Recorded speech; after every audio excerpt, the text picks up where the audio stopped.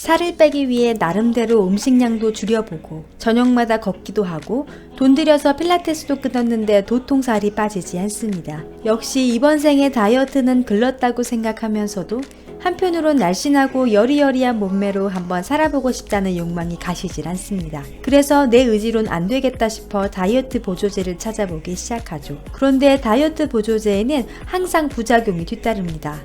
우울증과 부정맥, 입마름, 무기력 등 어마어마한 부작용 글들을 보고 있노라니 걱정이 앞섭니다.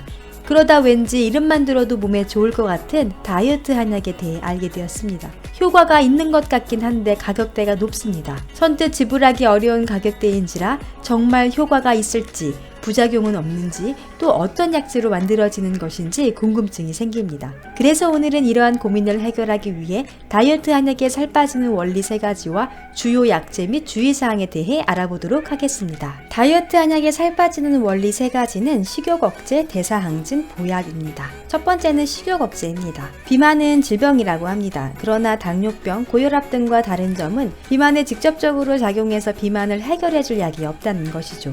비만에서 벗어나는 가장 확실하고 빠른 방법은 식이 조절입니다.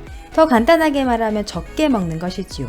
어떤 것을 먹느냐도 중요하지만 기본은 무엇이든지 간에 먹는 양을 절대적으로 줄이는 것입니다. 이것이 동반되지 않고는 지방 흡입술을 하든 몇백만 원짜리 다이어트 프로그램으로 살을 뺐다고 하든 반드시 요요가 오게 되어 있습니다. 다이어트 한약의 대표 약재인 율무, 숙지황, 마황 등은 식욕 억제에 큰 효과가 있습니다. 특히 율무는 식욕 억제 호르몬인 렙틴을 분비하여 식욕 억제에 도움을 주며 마황은 에페드린이라는 성분이 중추신경계에 작용하여 그 이름만큼이나 강력하게 식욕을 억제하고 교감신경을 흥분시켜 가만히 있어도 마치 운동을 하고 있는 것 같은 상태로 만들어 많은 에너지를 소비하게 합니다. 두 번째는 대사항진입니다. 잘못된 식이습관과 운동 부족 등으로 비만한 사람은 고혈압, 고지혈증, 복부비만 등의 대사증후군을 앓고 있을 가능성이 높습니다. 아직 이러한 성인병을 진단받지 않았더라도 몸 안에 활성산소와 염증이 많이 발생했을 것입니다. 이 경우 몸에 혈이 막히고 신진대사 기능이 현저히 저하되어 있어 식사량을 제한하고 운동을 해도 살이 좀처럼 빠지지 않게 됩니다. 다이어트 한약에 많이 쓰이는 당귀, 청궁은 혈액순환 및 신진대사를 원활하게 하여 몸 안에 쌓인 노폐물을 배설하게 도와주며 잘못된 식이습관 및 생활습관으로 인해 망가진 인체 내부의 균형을 찾아줍니다. 세 번째는 보약입니다. 다이어트에 웬 보약인가 싶지만 다이어트의 가장 중요한 것은 적게 먹는 것이라고 했습니다. 그런데 평상시보다 갑자기 덜 먹게 되면 어지럽거나 무기력해지는 등의 이상 반응이 보입니다. 우리가 입버릇처럼 하는 말이 있습니다. 당 떨어졌어.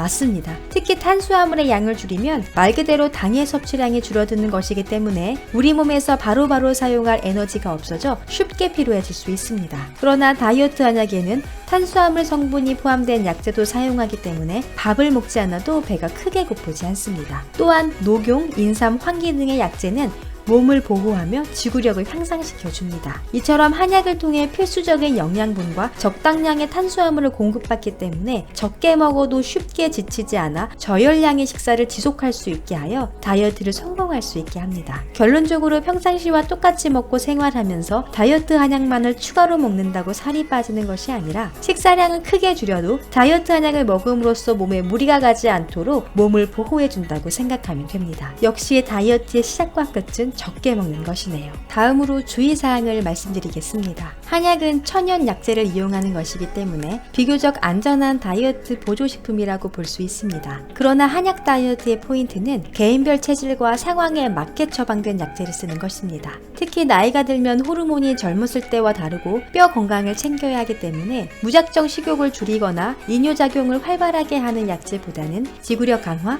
혈액순환, 골밀도 증진을 도울 수 있는 약재를 써야 합니다. 그렇게 되면 장기간 소식을 하고 운동을 병행해도 큰 무리 없이 다이어트를 이어나갈 수 있습니다. 개인별 맞춤 처방과 치료가 아닌 일률적으로 처방된 다이어트 한약에는 눈에 띄는 효과를 위해 식욕 억제, 대사 항진을 위한 강한 약재가 주로 쓰이기 때문에 가슴 두근거림이나 우울증, 입마름 등의 부작용이 발생할 확률이 높아집니다. 이럴 경우 한약의 가장 큰 특징인 몸이 상하지 않고 안전하게 살을 뺄 수 있다는 장점이 사라지는 것이지요. 따라서 다이어트가 정말 절실함에도 계속되는 실패로 절망에 빠져있는 분이 계시다면 내 몸에 맞는 처방으로 건강하게 체중을 감량할 수 있도록 도와주는 다이어트 한약도 괜찮은 방법이 될 것 같습니다. 오늘은 다이어트 한약에 대해 알아보았습니다. 도움이 되셨다면 구독과 좋아요 부탁드리며 다음에는 더 좋은 내용으로 찾아오겠습니다. 건강한 다이어트와 예쁜 가드라인을 위해 오늘도 행복하세요.